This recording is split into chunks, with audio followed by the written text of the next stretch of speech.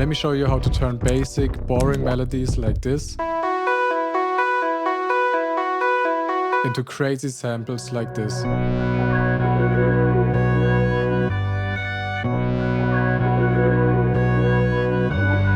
In this video I'm gonna break down two samples, the one you just heard and this one.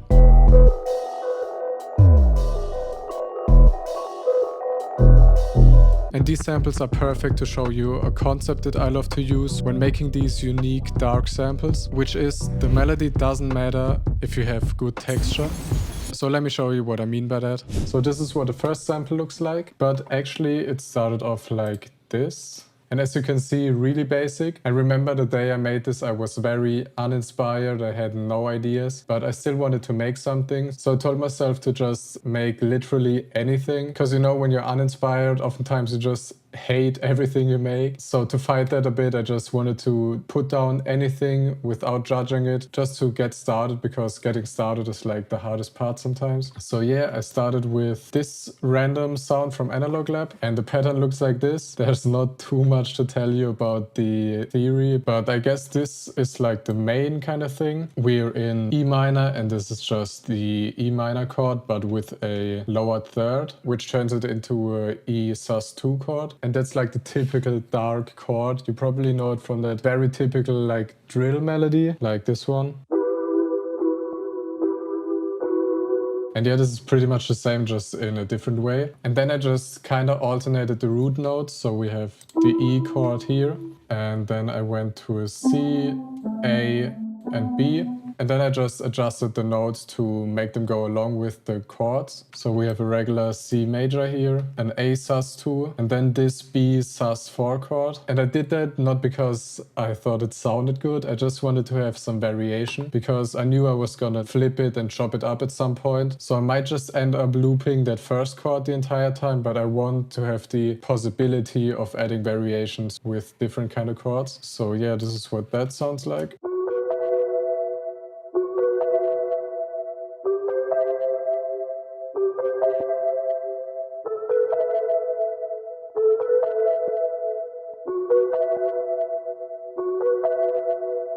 As you could probably tell, I took out the root notes, and that's because I used a different sound for that, which is this one. And for that, I literally just played the root notes with like these two notes in between.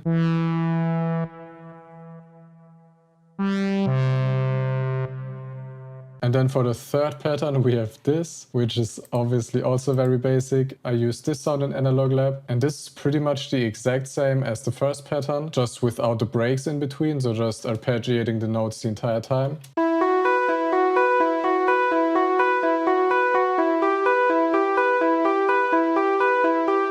And then I added some effects, of course. For the first sound, we have just some EQ, and I used Little Alter Boy, which gives it a really cool sound. I'm bringing the formants down all the way and the drive up a little bit, and that makes the sound lower, obviously, but it also kind of destroys it a bit, which I think sounds really cool. On the low sound, we have a bevel lock to also destroy it a little bit, make it sound grittier. Then this pitch shifter to add a lower octave, some EQ and a bit of reverb. And on the last sound, there's literally just an EQ to take out the lows. So this is what we have all together.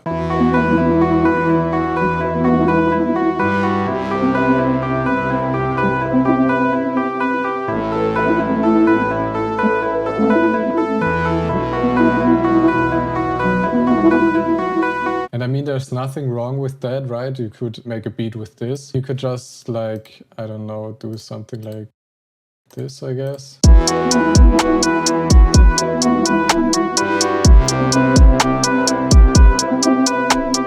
But that's basic as shit, and I don't want that. So now we're gonna get to the part I talked about in the intro, which is texture is more important than the melody. And when I say texture, I don't mean like adding rain ambience or vinyl crackle. That's cool, obviously, but what I'm talking about is the texture in the actual sounds of the melody. And for dark samples like this, I think what you want to go for is like this vintage, destroyed, dirty kind of texture on the sounds. And I think a great way to get that is first rendering out your sounds or your melody with effects on it, and then stretching it out and pitching it up. Because when you stretch a sound, normally it will get deeper right? That's just how audio works, I guess. Longer wavelength means lower pitch. Let me just grab a random sound. If we stretch that, the pitch is lower. So that's what naturally happens, and that's what the resample mode does. But when we change it to the stretch mode, we have the higher pitch again, but it's pretty much working against what the sound naturally wants to do. So that way artifacts are going to be introduced, right? So if we stretch this out like crazy, you obviously don't want to do that, but it has this like typical stretchy kind of sound, which is kind of what we want. Obviously not that extreme, but by stretching it out and even pitching it up, we just kind of play into those artifacts a bit. And when you do that with sounds that already have effects on them, you reveal even more artifacts from those effects, right? So that's kind of the idea I want to go for. But let me stop yapping and show you what I actually did. So I rendered all of the sounds out individually. I always like to keep the layers separated to have more control. So as you can see on the first sound, I just chopped it to have only like one of every chord.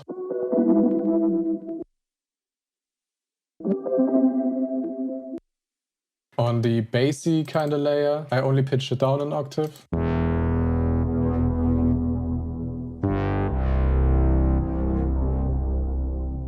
And then on a third layer, it gets a bit more interesting. So what I did is I stretched it out by like 125%, which obviously makes it offbeat. But then I added a halftime on that. And what the halftime does is it obviously makes it half as fast, but it also kind of chops it on the beats you choose here, right? So you're pretty much taking that offbeat melody and kind of pressing it back into the grid, which can give a really cool bounce. I actually learned that from Alice Lost, shout out to him. And I also pitched it up an octave because the halftime pitches it down an octave. So it sounds like this now.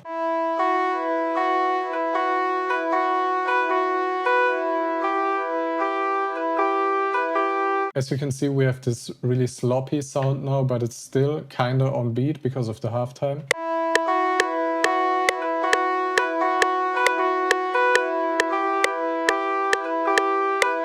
And then I used Portal on that. That's obviously another amazing way to get texture on your sounds, just using like crazy effects that, you know, completely change the sound. My go-tos are Portal and Effect Rack, but mainly because I'm too cheap to buy new ones. I'm sure you can find like tons of effects that do similar stuff. You can just search for, I don't know, like granular effects or like guitar pedal emulations. But yeah, for this one, I use Portal right here. On this halftime goat preset, this is from a producer grind pack, I think. It's definitely free. I've never bought any Portal packs. So that's what that sounded like.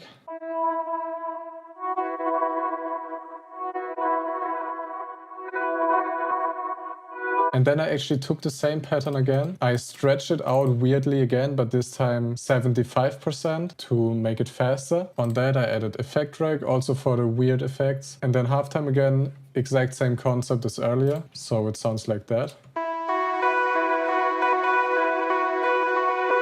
And then I kind of combined these two layers. I won't be able to recreate it exactly, but I guess I did something like this.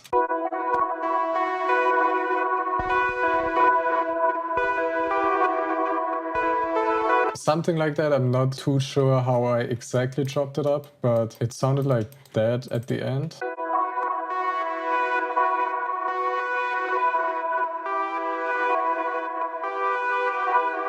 Already a much cooler sound. We went from this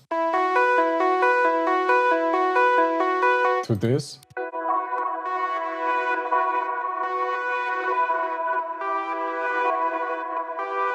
And then I pitched all of these layers up 6 semitones.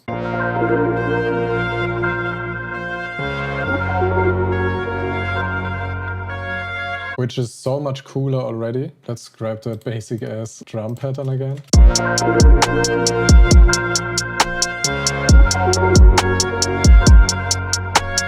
Much cooler already, much more interesting, but I wanted to take it a step further and I used Fruity Slicer for the next step. So I exported all these layers again, loaded them up in Fruity Slicer. And again, I wanted to keep them as separate layers to have control on the mixing and the effects I add. So how I did that is I loaded them all up in a different Fruity Slicer channel. And then I used this layer plugin, which you can find right here with all the other plugins. Right here, layer. And now what I can do is I can choose all the Fruity Slicers and then click Set Children. When I choose the layer, it plays all of them at the same time. And in the Fruity Slicer, I have the same settings for all of them. And the only thing I'm doing pretty much is using the time stretch option, brought it to 63 BPM, which is half of the actual BPM. And that way we stretch out all the slices to be twice as long. And yeah, again, that just brings out more of the artifacts, makes it sound slower, choppier, sloppier. And then I pretty much just played around on my keyboard till I found some nice chops. And I ended up with this.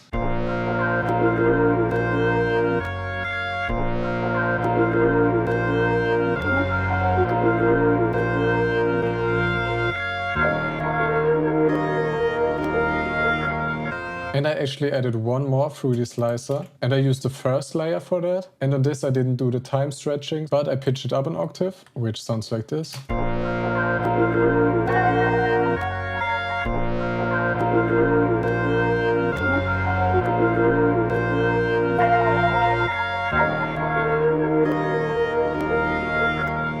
And then I took the notes from the layer and brought them to all the Fruity Slicers again, so I can render them out individually. And then I had this, and this is all chopped up because, as you could hear, there was lots of clicking, so I kind of chopped it up, faded it a bit to get rid of all the clicks. I also pitched it up a semitone.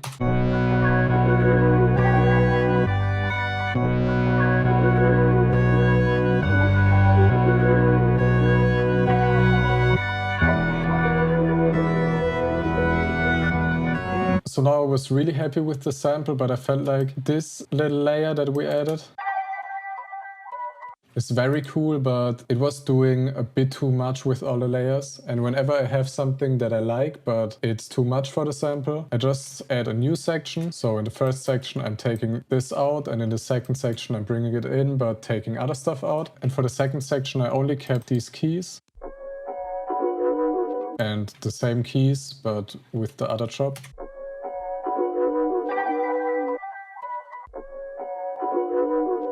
Which obviously sounds very empty now, but to fix that, I just added a bass line. And for the bass, I actually used two different sounds. I always love to have variation in the low end, but after years of very unnecessary 808 slides, I eventually realized that you don't want to have too much melodic variation in the bass, especially for dark stuff. So how I like to bring in some variation is by having different sounds. So the first sound is this.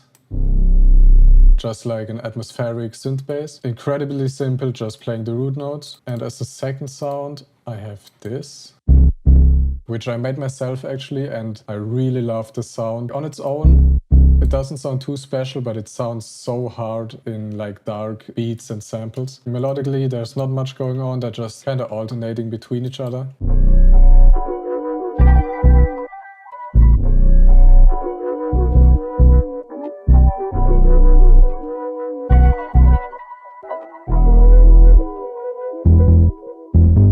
And yeah, to finish it off, I felt like it was a bit too fast, so I brought it down to 126 BPM, I think. And I added this tiny little transition thing, which is just that bass synth layer. I just brought it up an octave and made it fade, kinda. So yeah, that's a full sample.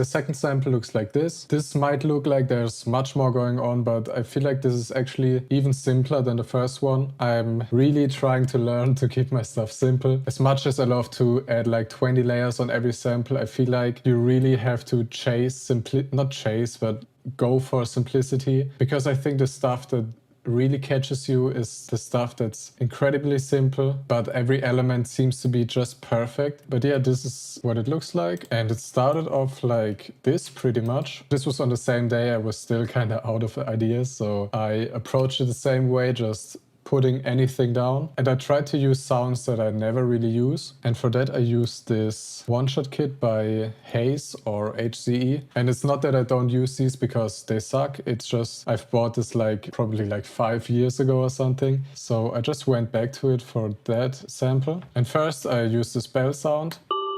I literally just played around on here till I found something cool, and guess what? It's pretty much the exact same thing as in the last sample. We're in E minor again, and we have this F sharp to G half step kind of thing going on again. So I pretty much just played around something like this, I guess. Recorded that in. I made sure to keep most of them not perfectly on the grid, just to make it sound natural, kind of messy. Sounds like this.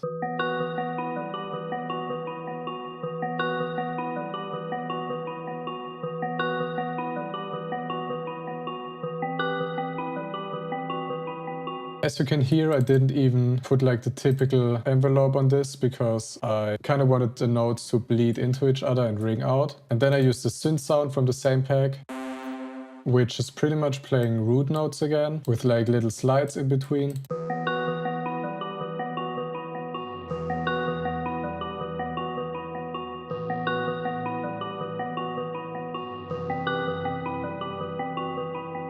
Incredibly basic again. I didn't even route them to mixer tracks, so they are completely dry. And then I added this texture atmosphere underneath. Sounds like this. Pretty much just one weird atmospheric note, because I wanted to resample it, chop it up again, and that's just to make it sound a bit more interesting, add a bit more texture when I add effects and everything. So I rendered all of that out in one layer, and as you can see I did pretty much the exact same thing as in the last sample. I just stretched it out again, 125% again, pitched it up an octave again for the halftime, and then I just added Portal. I'm not sure about the preset anymore, but it's definitely a stock preset, and it ended up sounding like this.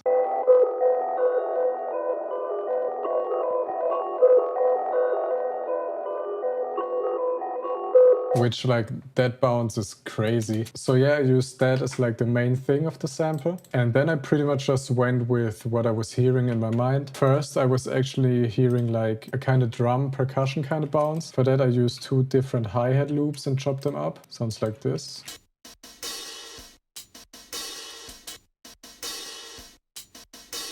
I knew for this I didn't want any more melodic kind of stuff, because this is a sample that lives from the bounce. So then I added a bass. Again, very simple melodically, but I added a few different sounds. As the main one, I used this. And I added this as well.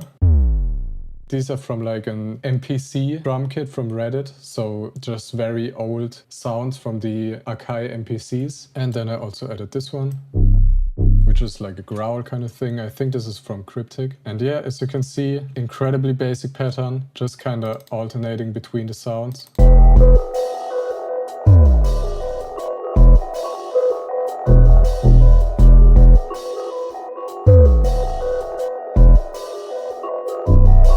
And then let's actually skip the second section, because next I did the outro kind of section, because I was hearing like this Travis Scott, Mike Dean type of outro or switch up. I think that's always really cool too, because this is kind of like an ugly layer, right?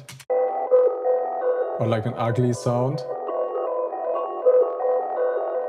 But by repeating it like all the time and bringing it into kind of like a new environment, we can make it sound really beautiful. I feel like the more you repeat ugly, greedy sounds like that, the more you can make them sound beautiful. I don't really know how to put it into words, but a song that comes in mind for that is Sirens by Travis Scott, where they have this annoying ugly like vocal sound, but they repeat it like the entire time until it fades into this beautiful Mike Dean synth. Same obviously, but the mindset is kind of similar. So only thing I did actually is adding an atmospheric bass and a pad. And for the pad I used this pad from Cryptic's Picasso bank, and I came up with this chord progression. I already knew I want to start with this C major chord because C major is the 6th chord of the E minor scale, and the 1 to 6 progression in minor gives an incredibly beautiful sound. And we've been staying on like the 1 chord, the E minor, pretty much the entire time. So then when it resolves or switches to the 6th chord, gives this really beautiful feeling. I'm sure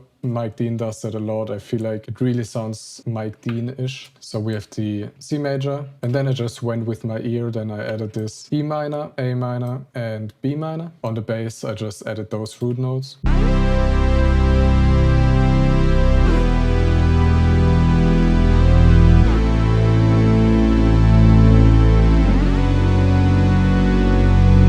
So for the transition, I kind of did a little pitch automation and volume automation for the pad. And listen how beautiful it sounds with like the main layer.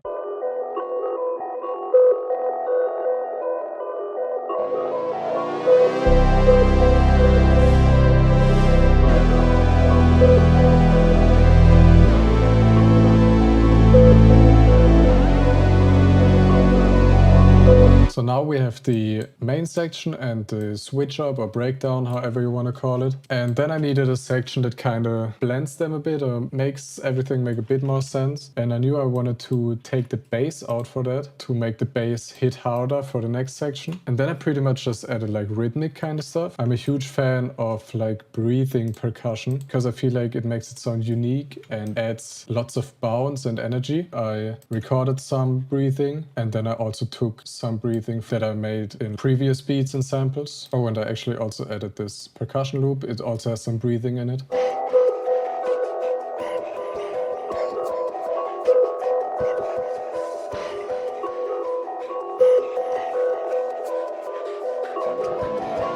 And then I wanted to do something that's kind of similar to the Travis Scott thing I was talking about. And I added this little vocal thing. It originally sounds like this. I just added some alter boy to pitch it up, distortion, EQ, reverb, and delay.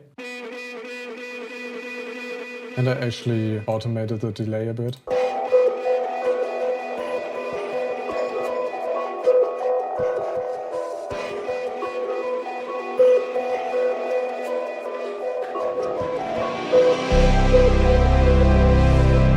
So yeah, with the weird vocal and all this like breathing stuff, and without the bass, it really all feels really tense and unresolved, and then it resolves with these beautiful chords at the end. So yeah, that's the second sample.